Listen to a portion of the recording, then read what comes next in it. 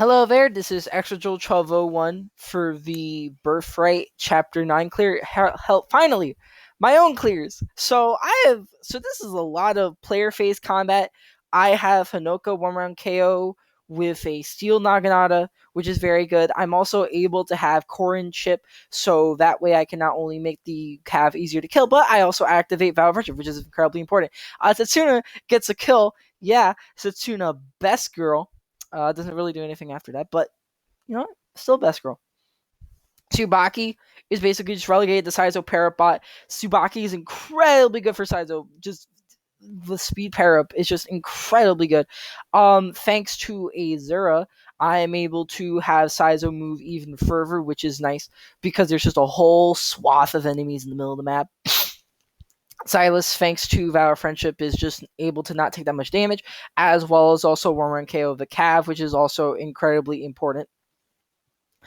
Hey, oh yeah, we got Hayato previous map. He's just a parabot for Orochi in the single map. Orochi actually does surprisingly well um, as a combat unit in this chapter, which is very nice. So what I do here is that I basically have Kaze transfer Hayato from Orochi, so that way he has enough speed to run and kill the archer, which is actually very nice because the archer would have been very annoying. Jakob's just kind of able to go out the front, doesn't really retaliate, but he's able to bulk it. He's able to take the hit very well. Oh yeah, I also want Saizo to get to level 10, so that way I can promote him in the Master Ninja for the Chapter 10 clear. He's able to get it thanks to his relatively high base level, as well as just the whole swath of enemies here. He's also able to 1 run KO Cavs, which is also incredibly nice. As you saw by the Airy Shuriken +2, I utilize forging quite a bit. Forging is incredibly important just for reaching stat benchmarks. I don't really think I need to go into that more. Azura is able to have Silas go.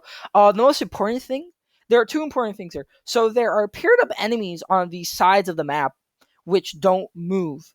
And so I want to 1 KO one of the enemies on player phase, and the other gets 1 KO'd on enemy phase. Jakob just kind of goes up here just to basically deal with enemies. Another important thing, Orochi is actually able to 1 run KO Dark Mages, which is very good. I get her basically level 10, which is nice for Zana parabotting later. There are also outlaws that get gold, and I really want that gold. There's also a stat booster, but honestly, Birthright 0% is so easy that I kind of barely use stat boosters this whole run. Honestly, I basically just dump it at the end of the game. But either way, it's also a rat map, so I need to kill them anyway. So getting through the left and the right sides is imperative, not only to deal with the paired up enemies, but to also deal with the outlaws.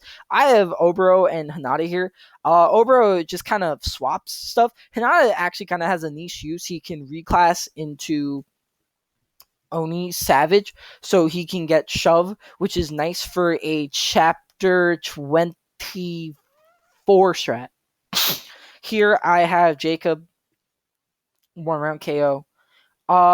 It's actually kind of tricky. Zola is actually kind of thick, so I basically forged like a brass naginata +2 to, I think it's like 2 round KO, I believe. I'm able to avoid breaking my dual gauge by just killing with the armor slayer, which is very nice.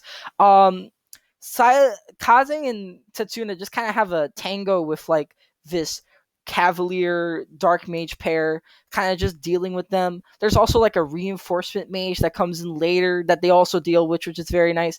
I have Saizo heal here, so that he's at max HP, and thanks to speed, he doesn't run KO the knights, but he does run KO the archers, which is incredibly good because those archers are nasty and they're fast and they're just hard to run KO due to their speed. So here, Saizo is just able to Juggernaut really well. Thankfully, I weakened that knight so that way I can kill him on enemy phase, and I can basically kill the mage and get some Azura Sing positioning, which is going to happen on later. For the rest of this map, it's mostly just Saizo and Jakob kind of like going up and then intertwining into the map. I have Orochi and Hinoka basically focus on the middle section just because of the amount of enemies there. Kaze is able to deal with the enemies down here rather well. It's just kind of funny how he's just kind of relegated to filler, but hey, he does his filler rather well. So you know what? Kudos to that. I don't recruit Oboro and Hinata mainly. Well, not okay. I should rephrase. I don't recruit them in the map specifically because it would just slow me down. But I get them auto recruited anyway. So yay, meaningless recruitment. Or oh my goodness. So here I just have Hinoka kill with a javelin. Silas came with a javelin last chapter. The javelin is actually pretty useful, funny enough, which is very nice. I have Saizo heal because he's gonna help Juggernaut enemy phase on the top section, but Jakob just gets to kill anyway, so whatever. Wait, no, I forgot. I figured it do. But whatever. Basically, the point is, I cleared that phase. I have Orochi here just kind of clear. Orochi's able, thankfully, because... Oh, yeah. Oh, by the way, if you pair up, the guard person, the pair up bot, blocks attack stance hits. So Orochi is able to live, thank God. Also, I don't need to worry about getting the chest because the outlaws get it for me, and when I kill them, the items drop, which is very nice. Here, I move them in position to block reinforcements. Reinforcements would come in the next turn. Orochi's just able to run around KO this last diviner. That way the middle section is just all done for.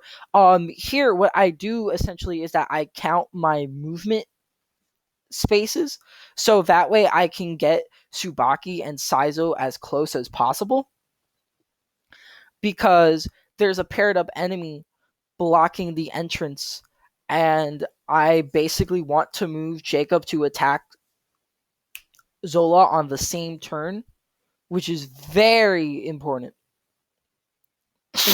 So what I do here is that I essentially just have Saizo come up, I trade the Kadachi so that way he can Oko the Dark Mages, and I kill the Outlaw so that way he's no longer in range. Saizo just got an unnecessary crit. So that's pretty nice. Funny thing is that the Outlaws don't start attacking until after they get the chest, which just makes killing them a lot easier, which is thankful. I don't have Silas in range of the Dark Mages because I really need to kill them fast. Just kind of Emily just kind of started, but it's fine. I guess feeling, but I don't even remember when I use it. I think I just use it for like Ryoma later. Yeah, I don't have Silas in range because I don't want him to distract the the Dark Mages because he doesn't even know them anyway. So like whatever. I'm basically seeing just like the movement. I want to heal up Jakob because Zola has a crit tome for some reason, and it's very tight. You might ask why a +2 forge? That's because it's the perfect amount to kill Zola after he heals because he's on a throne, so he just heals. I'm just able to weaken the outlaw and then kill them on the subsequent enemy phase. I just kind of have Kaze and Setsuna just stay here. See, perfect damage. So I'm able to get Zola. This clear was actually rather tight. I think I got this 1 turn slower or 2 turns slower than Chiki's clear, which to me is very impressive due to how fast and how riggy he is. Outlaws attack on enemy phase, which is very nice. I'm able to get into level 10. My levels don't hurt, I guess. And that's chapter 9.